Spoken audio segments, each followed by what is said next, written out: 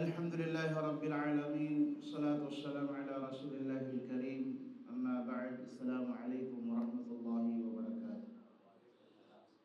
Sinabi ng Allah subhanahu wa ta'ala sa banal na Quran, Inna iddat ash-shuhuri 'inda Allah 12. Sinabi ng Allah subhanahu wa ta'ala sa banal na Quran, katotohanan, sabi niya, ang buwan sa Islam ay 12. 12 yung buwan sa Islam. At sa buwan na ito, yung Dhul-Qa'dah, na kung saan kasalukuyan tayo dito, ikadalawa ng Dhul-Qa'dah, o katatlo ng Dhul-Qa'dah, ito ay nakabilang sa mga hur, or kaya mabanal na buwan ng Islam. Dito nag-uumpisa ang binanggit ng Allah subhanahu wa ta'ala na 4 na buwan na banal sa Islam. Ang Dhul-Qa'dah, Dhul-Hijjah, Muharram, at saka yung magkahiwalay na Rajab. Ito yung 4 na buwan na napakahalaga sa Islam at banal. Tinawag siyang Dhul-Qa'dah dahil sa kapanahunan ng mga Arabo.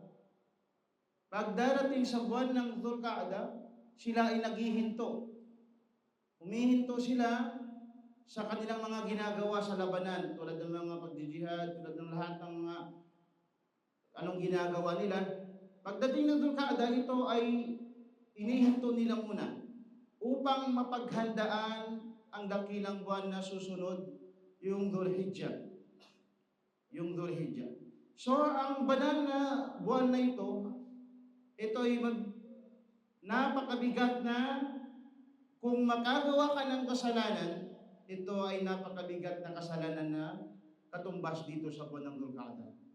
Kung nakagawa ka naman ng kabutihan, ay mas malaki din ang gantimpala sa ng Allah subhanahu wa ta'ala. Kaya nga siya ay napabilang sa mga buwan na banal sa Islam, ang Dhul-Qa'dah. Kaya nararapat sa mga Muslim na kung ganitong mga bagay, kung baka sa mga mall, ito'y promo or sale. Di ba nasanay tayo, lalo ng mga Pinoy, pag may nakita kayong promo, sale, agad-agad yung mga taong nagtatakbuhan, bibili ng kanilang mga pangangailangan. Kasi yung mga ninais nila, gusto nila mga branded, bababa yung presyo. Pero sa Islam, kung ganitong mga buwan na para bang mas mainam pa kaysa sa mga sale o mga promo, na dapat nating dublihan ang ating ibada. Dapat nating palakasin ang ating mga ginagawang ibada dito sa buwan ng Dhul-Qa'dah. Naway inshallah, mapabilang tayo sa mga Muslim na kung saan binabantayan nila lahat ng kung saan yung binibigay sa kanila ng dakilang Allah subhanahu wa ta'ala, ang mga ibada na kung saan idodoble ang mga gantimpala. At pagsikapan natin ito inshallah.